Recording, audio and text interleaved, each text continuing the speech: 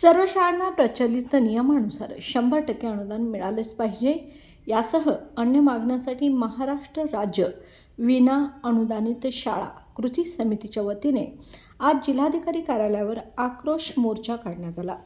शिक्षक आमदार जयंत आसगावकर व समितीचे उपाध्यक्ष खंडेराव जगदाळे यांच्या नेतृत्वात निघालेला हा मोर्चा दसरा चौक फिनस कॉर्नर मार्गे जिल्हाधिकारी कार्यालयावर जाऊन धडकला। शाळांना प्रचलित नियमानुसार 100% अनुदान मिळाले पाहिजे या मागणीसाठी आज शिक्षक संघटनांच्या वतीने हा जिल्हाधिकारी कार्यालयावर भव्य मोर्चा काढण्यात आला आहे। तर नेमकं काय कारण आहे, काय मागणी आहे त्यांची जाणून घेऊया शिक्षक आमदार जयंत आसगावकर यांच्याकडून।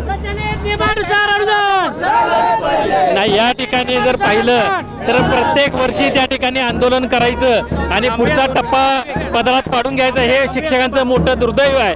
2-2 आणि 3-3 पिढ्या घडवणाऱ्या शिक्षकाच्या पदरी हे असं जर येत असेल तर त्या ठिकाणी चांगले विद्यार्थी कशा पद्धतीने घडवायचा हा प्रश्न आमच्या समोर आहे। आज जर बघितलं तर प्रत्येक वर्षी त्या ठिकाणी पुढचा टप्पा, पूर्वी त्या ठिकाणी एकदा अनुदान जाहीर झालं की नैसर्गिक वाढीने त्या ठिकाणी प्रत्येक वर्षी टप्पे मिळत होते, परंतु या ठिकाणी 2-2 आणि 3-3 वर्ष एका टप्प्यासाठी वाट पाहावं लागते। हे आमच्या शिक्षक असतील, शिक्षकेतर कर्मचारी असतील यांच्यासाठी मोठं दुर्दैव आहे। आणि याकरताच या ठिकाणी आज आहे आंदोलन, म्हणजे रोज वेगवेगळे आंदोलनाचे टप्पे या ठिकाणी केले जात आहेत। कधी मुंडन मोड असेल, भजन असेल, घंटानाद असेल, अशा प्रकारचे आंदोलन वेगवेगळे करून त्या ठिकाणी शासनाच्या हे निदर्शनास द्यावं लागते। कालच आमची मंत्री महोदयांसोबत, मुख्यमंत्री महोदयांसोबत बैठक झाली, त्यामध्ये सुद्धा आम्ही प्रकर्षाने मांडलं की एक अहवाल तयार करण्यासाठी तुम्हाला 10 आणि 15 दिवस होतात आणि बाकीचे जे निर्णय आहेत ते तात्काळ तुम्ही घेऊन जाहीर करता, हे योग्य नाही। त्यामुळे तात्काळ या ठिकाणी आमच्या या बांधवांना पुढचा टप्पा निर्गमित करा, त्याचा आदेश काढा आणि प्रचलित प्रमाणे यांना अनुदान द्या।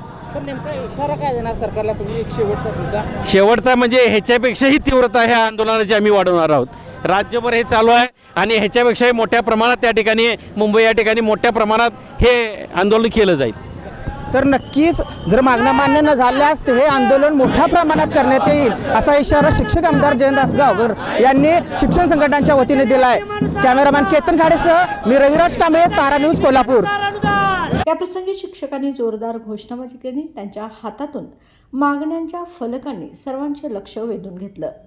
दरम्यान लवकर मागण्या मान्य न झाल्यास त्याचा परिणाम सरकारला येत्या निवडणुकीमध्ये भोगावा लागेल असा इशारा देण्यात आला। आता या दोघांनी ज्या मागण्या मांडल्या त्याचं मी समर्थन करतोच आहे, पण एका मुद्द्याकडे लक्ष देतोय की या निवडणुकीची आचारसंहिता लागण्यापूर्वी या मागण्याच्या अनुषंगानं जे शासन निर्णय करावे लागतील ते शासनाने त्या 8-10 दिवसात करावेत, यासाठी हा आंदोलन आहे। जर असं लक्षात आलं की बाकी सर्व खात्याचे शासन निर्णय पावसाळी अधिवेशनामध्ये दिलेल्या वचनाच्या अनुषंगानं निघाले, पण शिक्षण खात्यामध्ये अद्यापही ती दिरंगाई चालल्या, टाळाटाळ चालल्या, त्याचा हा आक्रोश आत्ता या ठिकाणी व्यक्त होते।